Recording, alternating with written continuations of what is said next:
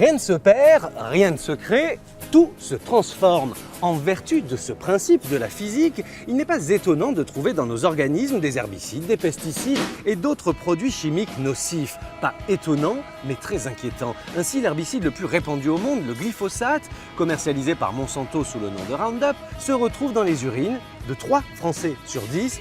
En Grande-Bretagne et en Allemagne, c'est 7 personnes sur 10 qui sont concernées. C'est l'ONG Les Amis de la Terre qui a mené une grande étude sur 18 pays européens et a trouvé un taux de contamination légèrement inférieur à 50%. Sachant que les personnes testées ne sont ni des agriculteurs, ni même des jardiniers. C'est donc bien l'agriculture intensive et son impact sur l'eau potable et l'alimentation qui sont responsables de cette contamination. Plus de détails sur amidelaterre.org.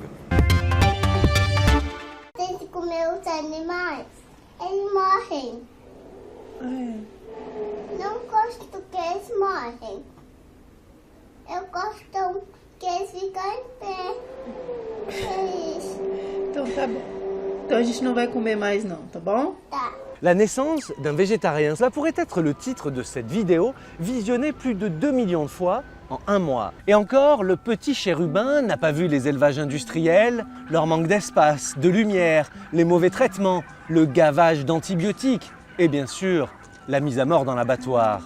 Touchante innocence de l'enfance, mais surtout grande pertinence de ces interrogations. Une vidéo à retrouver avec toute sa traduction sur le site de Courrier International. Et si vous êtes intéressé par les questions de bien-être animal, rendez-vous sur le site l214.com.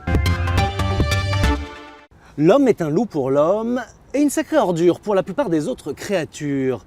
Mais de temps en temps, un humain tente de réparer le mal commis par un de ses congénères. Cet aigle pêcheur avait eu son bec fracassé par le tir d'un braconnier, impossible dès lors de se nourrir. Il a été recueilli par cette femme qui a eu alors ce projet fou, lui faire fabriquer un nouveau bec par une imprimante 3D, ces appareils qui peuvent fabriquer n'importe quelle forme, en métal ou en plastique. 18 mois de recherche plus tard, le bec est posé au cours d'une opération longue et angoissante, mais au final couronné de succès. Reste à savoir maintenant combien de temps le bec tiendra.